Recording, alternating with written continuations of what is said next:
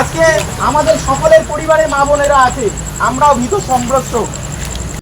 গলায় ফাঁসির দড়ি, বুকের নানান প্ল্যাকার্ড, হাতে জ্বলন্ত মশাল, স্লোগান দোষীদের ফাঁসি চাই। আরজি করে মহিলা চিকিৎসকের ধর্ষণকারী ও খুনিদের চিহ্নিত করে কঠোর শাস্তির দাবিতে অভিনব প্রতিবাদ তেলিপাড়ায়।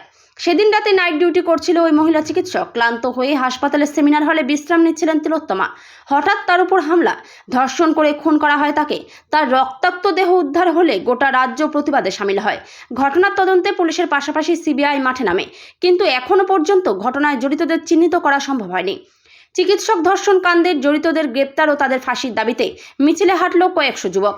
দাবি একটাই, ঘটনার প্রকৃত তদন্ত করে দোষীদের ফাঁসি চাই। যদিও ঘটনার পরে সঞ্জয় রায় নামে এক সিভিক ভলেন্টিয়ারকে গ্রেপ্তার করেছে পুলিশ। পুলিশি জেরায় সে ঘটনার কথা স্বীকার করে নিয়েছে। এ প্রসঙ্গে স্থানীয় পঞ্চায়েত সদস্য সাহিরুল ইসলাম জানান, আজ আমরা কেউই রাখি পড়িনি। দিনটি আজ মৃত চিকিৎসক বোনটিকে উৎসর্গ করেছি। তার হত্যাকারীদের দ্রুত গ্রেপ্তার ও শাস্তির দাবিতে আজকের এই প্রতিবাদ মিছিল। আমাদের যোগ্যতা নেই রাখি পড়ার, আমরা আমাদের বোনটার সম্মান রক্ষা করতে পারি, এই জানোয়ারদের হাত থেকে তার জীবনটাকে আমরা রক্ষা করতে পারি।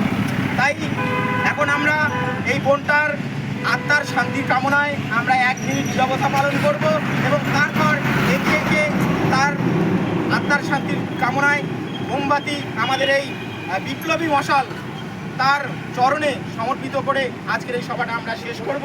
অনুরোধ করব 1 মিনিট এই বোনটার আত্মার শান্তি কামনার জন্য নীরবতা পালন করি। Bureau report, PB news. Annapurna medical hall, chemist and druggist. এখানে সকল প্রকার ওষুধ পাওয়া যায়। নবাবহাট মোড়, পূর্ব বর্ধমান।